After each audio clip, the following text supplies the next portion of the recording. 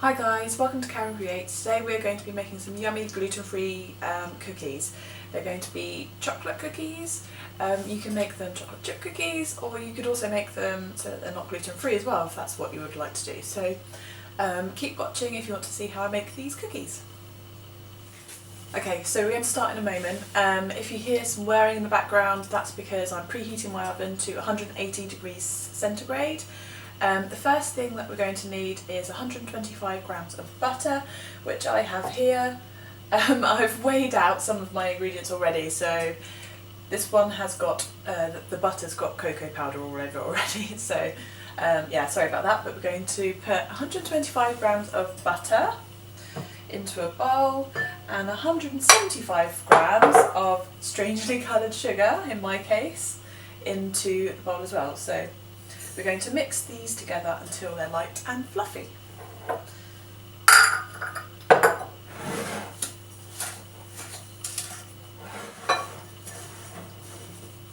Okay, so my butter and sugar has been mixed together thoroughly in the bowl, and now I'm going to include the egg. So we need one egg.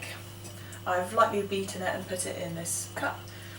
So one egg, and then it says half a teaspoon of vanilla extract, but I use this vanilla extract and it doesn't have a really strong flavour, so I'm just going to put in a splash of this. Probably does work out just over half a teaspoon, something like that. And then I'm going to incorporate these all together with the sugar and the butter that I've got in the bowl already. So I'm going to do that, and then I'll get back to you. Okay, so these have been thoroughly mixed through together, and now I'm going to include 125 grams of plain flour. I'm using gluten-free flour to make it gluten-free, but you can use regular flour as well. And I've also got in this bowl 35 grams of cocoa powder. I'm using some Green and Black's organic cocoa powder this time, but you can use whichever one you prefer. I'm going to sift it into the bowl using a sieve. Also, because I'm using the gluten-free flour, I'm going to include this xanthan gum just to make sure that it doesn't have that dry texture, it's not crumbly, it kind of binds it all together. So I'm going to include a pinch of this as well after I've sifted in the flour and the cocoa. I'm going to add this a little bit at a time.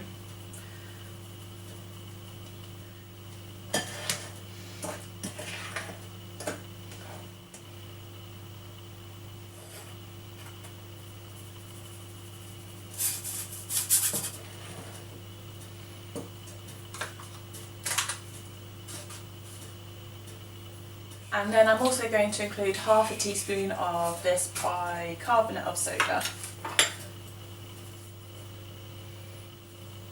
And that's all the ingredients included. So I'm just going to mix this thoroughly, and then I'll get back to you. Okay, so I've mixed those ingredients together, and I've got my mixture here. It's looking delicious. The mixture is quite a stiff mixture, and normally you could roll out the mixture in some damp pans and then put the balls onto a baking tray to cook. But I'm not going to do that. I'll say why. In the oven, these cookies will spread out, so they'll go really flat. So all I'm going to do is just put a small ball onto the baking tray. I've got a few more back there that I'm going to do as well, but I'll just show you with this. Yeah, so I'm going to put some of the mixture into some spoons like this, and then I'm just going to put this onto the baking tray. And then that will spread out in the oven and make some hopefully delicious cookies. So I'm just going to put all these onto the tray, and then I will get back to you.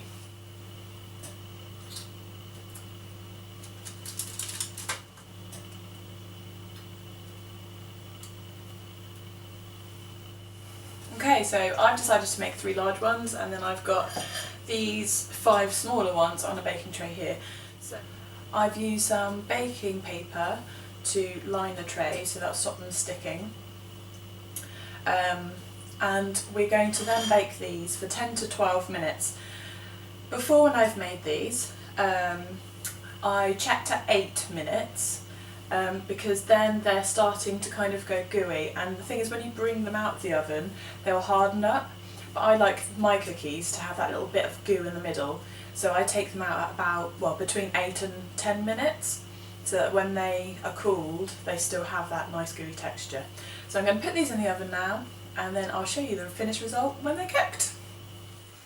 Okay, so these are my first batch of cookies cooked, and they've come out like this. I'm going to do a close-up in a moment, but they come out like this, so they've squashed down flat, and then these are still cooling, but they've kind of gone hard, and I'll show you what it looks like in the middle.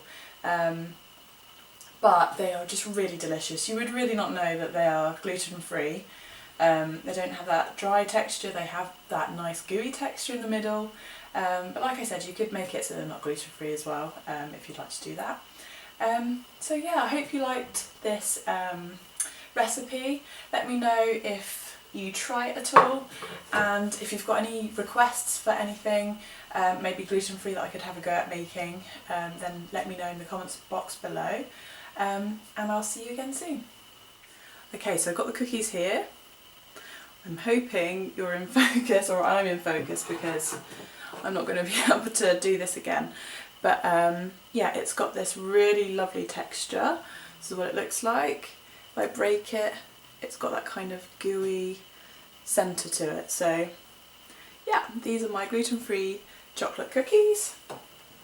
I hope you enjoyed this video, and I'll see you again soon. Bye!